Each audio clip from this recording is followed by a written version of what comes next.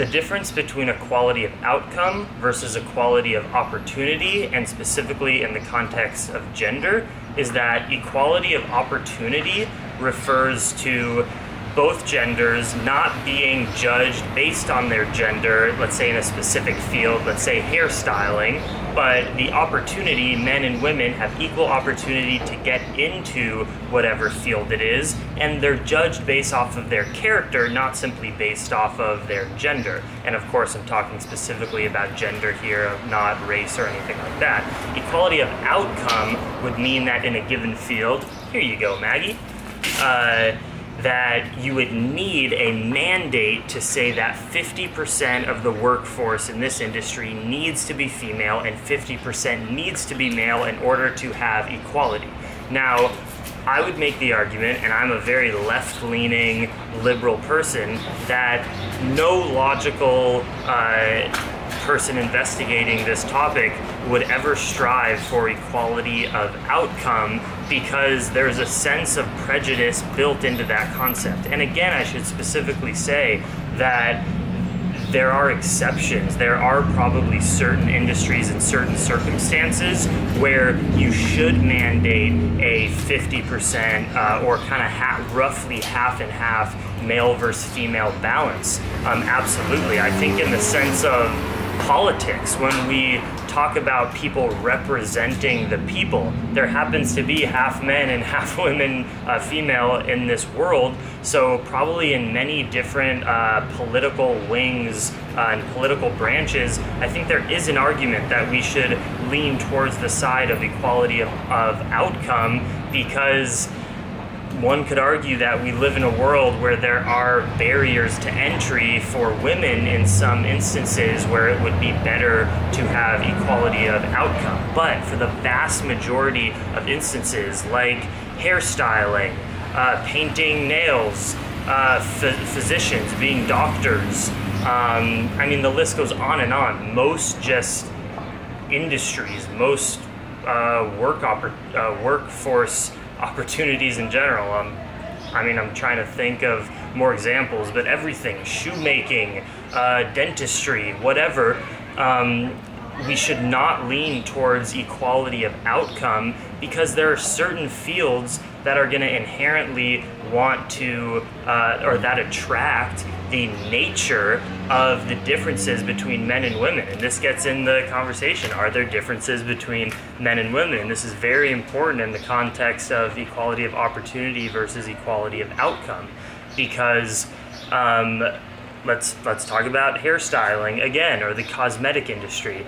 I am guessing that it is a product of nature and not of nurture that men tend, for the most part, and I'm talking broad brush stereotypes here, there's going to be exceptions to everything. There's going to be incredible male hairstylists, and there's going to be incredible female MMA fighters. But generally, I hope that we can all logically agree that men, by nature, tend to be more aggressive generally.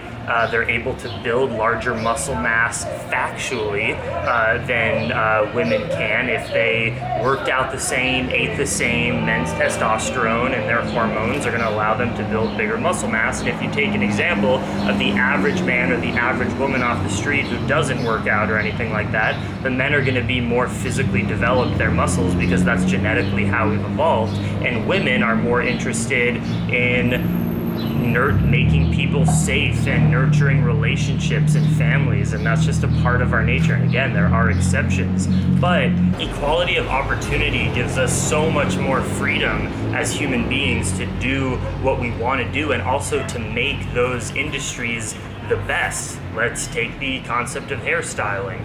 My guess is mostly females will be catered to that industry over men for the most part. If we had a quality of outcome, a hair salon would be forced, or a nail painting salon or whatever, would be forced to hire 50% male and 50% female. But let's say that as people were interviewing to be hairstylists at this company, what if the best 10 candidates happen to be female and the worst candidates happen to be male, let's just say, and that's just based off of who was best. not judging people based on their gender, but judging them based on their skill. Let's just say that women are better at certain things than men, and men are better at certain things than women. In a world of equality of outcome, you would be forced to reject some of the more qualified females and just have to bring some of the males on because you made this metric of equal outcome 50-50, versus just saying, okay, it happens to be that out of everyone we interviewed, all the best people were female, so we are going to have an all-female hair salon in this situation because we want the best workers.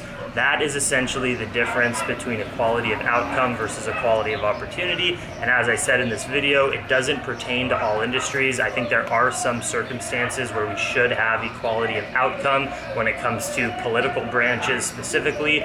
But for the most part, when it comes to just the marketplace and industries, I hope that we can all logically agree that we should not judge people based on their gender, but we should judge them based on the content of their work. Let me know what you think about this in the comments down below. Let me know more examples of industries or circumstances where you think that equality of outcome is more ethical in our world today than equality of opportunity, because I essentially am just trying to break down any tribal party lines. Of course, I'm a very left-leaning liberal person, but I think that if we all just agreed with the tribal nature of the left-wing or the right-wing agenda, that's exactly like religion, and I'm someone who critiques religion. I don't believe in basing things based off of blind faith or being part of a tribe. I want to intellectually investigate every situation by situation, circumstance by circumstance, so that we can live this world with logic instead of tribalism and believing in blind faith. So please let me know all your thoughts down below. Much love, Dream Extreme.